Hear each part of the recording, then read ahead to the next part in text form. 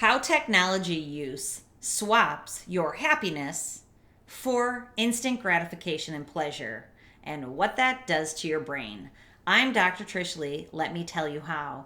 There's actually a very interesting and pivotal study that shows that there's a very different neural mechanism behind the feelings of happiness and joy versus the feelings of pleasure. And of course, we need both of them in our life. But in this conversation, we're talking about technology use. And what technology use does is it trains your brain to need more and more pleasure because it is seeking neurochemical release in your brain to seemingly give you some pleasure and to get you out of the pain of the real world, because your brain has been conditioned to need lots of neurochemicals. And we know this. So let's talk about a couple of ways that technology does this. Texts. So when you hear the ping of a text, your brain actually gets a hit of dopamine, like a drug.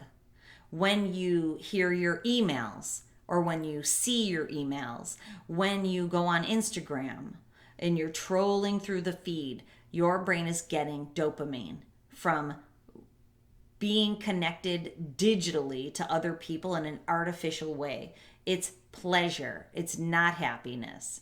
What is happiness? Happiness is putting your tech down, coming out of your video game, and connecting with other people with lower levels of dopamine release. And so what that does for you is it trains your brain to be able to be in the zone of calm, focused joy and not needing constant hits of dopamine for pleasure to keep you coming back for more. So when you use technology too much and you have a technology overuse problem, what happens is your brain can't exist in the world anymore where there are not high levels of neurochemical release. You're literally training your brain to need to go back to the screen more and more and more to feel okay. Why? Because when you go back to the screen, there's multiple screen changes all the time.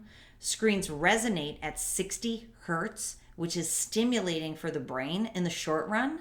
And it may make some brains feel calm in the short run, but in the end, it wires and tires your brain so that when you go back out into the world, it's much more difficult to engage with people. So what's the rule of thumb? More time off of tech than on tech. That's a simple brain tip for you. If you spend 2 hours on video games, then you spend 4 hours in the real world doing actual activities with actual human beings. Then you can go back in and engage in a little bit more technology and have fun with it. Then you come back out and you join people in the real world again. That is the recipe for success.